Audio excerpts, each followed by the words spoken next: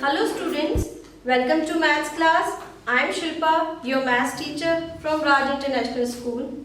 I hope you all are doing good.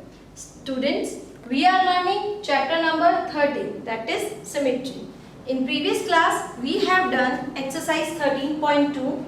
In this class, we will do exercise 13.3.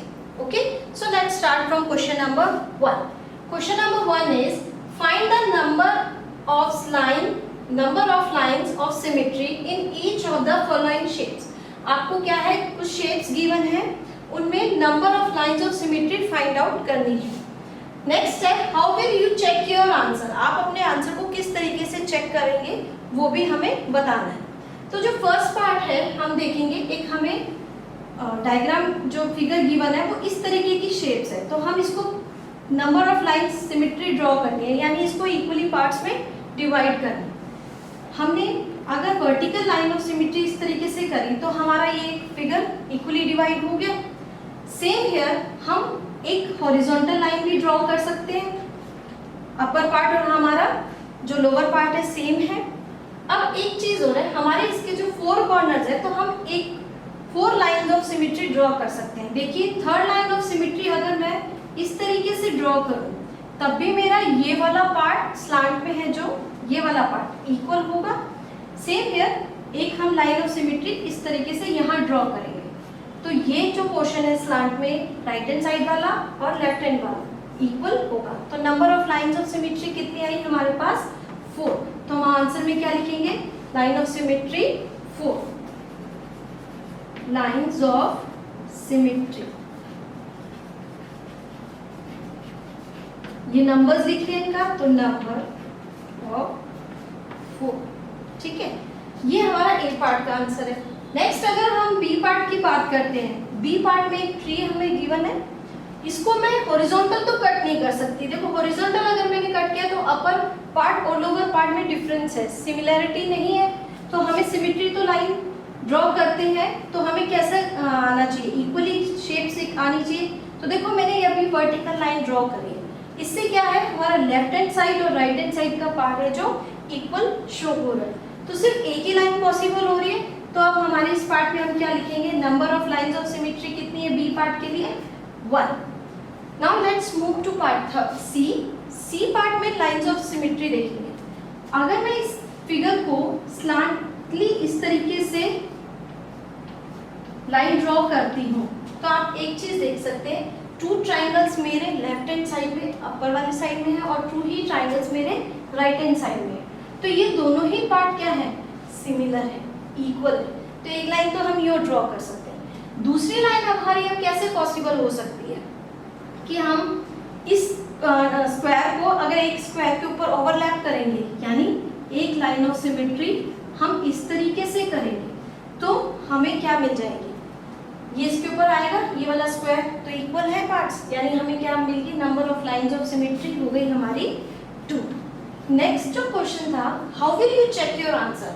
आप अपना ये check answer कैसे करेंगे? बेटा by using square grid paper. इसमें क्या है, स्क्वायर ग्रिड पे अगर आप ये पेपर पे आप डिजाइन बनाएंगे, जो भी फिगर्स बनाएंगे उसको अगर आप फोल्ड करके देखेंगे 4 लाइंस के थ्रू, यानी एक बार आपने हॉरिजॉन्टल किया, एक बार आपने वर्टिकल और 2 टाइम्स स्लांटिंग फोल्ड करेंगे तो वो हाफ फिगर एक दूसरे पे एग्जैक्टली ओवरलैप होगा. तो उसके थ्रू हम इसका फाइंड आउट कर सकते हैं कि हमने जो अपना आंसर किया है वो करेक्ट है या नहीं. इसी तरीके से आप इस क्वेश्चन के जो रिमेनिंग पार्ट्स है वो इजीली सॉल्व कर सकते हैं. Now let's move another question. Okay students, our next question is question number 3.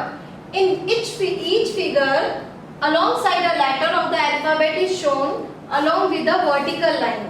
आपको क्या एक फिगर इस तरीके से एक गिवन है जिसमें एक अल्फाबेट लिखा हुआ है एक वर्टिकल लाइन के थ्रू. ठीक है, take the mirror image of the letters look the same after reflection.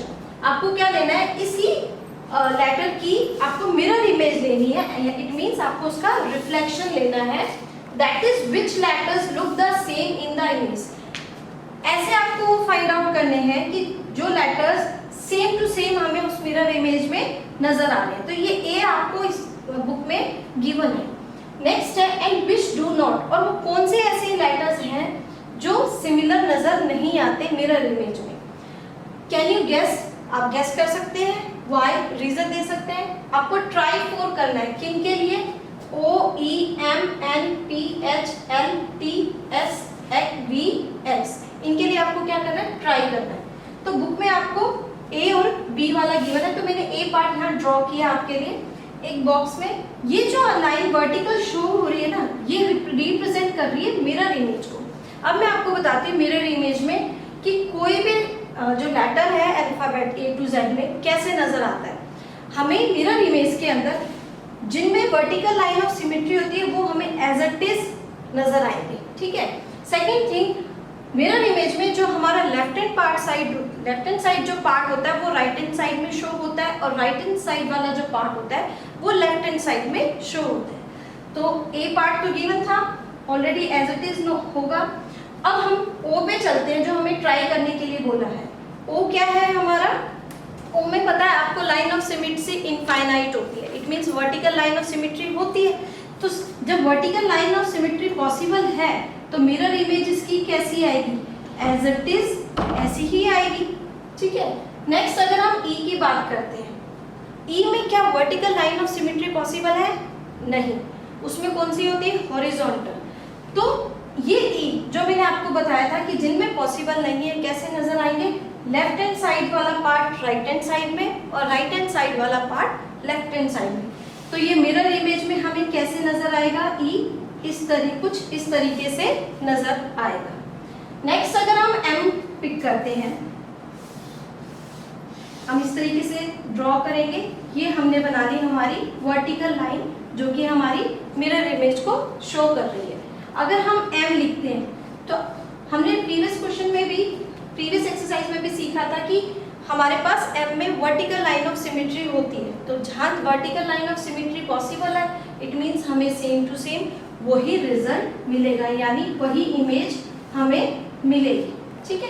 तो इस तरीके से जो ये अदर्स आप लेटर्स हैं आप इजीली कर पाएंगे। एक मैंने आपको सेम वर्टिकल लाइन पॉसिबल वाला करवा दिया और एक जिसमें पॉसिबल नहीं है वो करवाया। उसमें ये चीज़ ध्यान रखना, जिसमें वर्टिकल लाइन पॉसिबल नहीं होगी तो आप क्या करोगे? लेफ्ट हैंड साइड वाला पार्ट राइट हैंड साइड में और राइट हैंड साइड वाला पार्ट लेफ्ट हैंड साइड में। I hope students, in this class we have done question number 1 and 3. On the basis of this video you can do remaining parts of these questions. Still if you have any doubt, any query, you can contact me. In this class we have completed our chapter number 13. We will provide you worksheet related to this chapter. Thank you.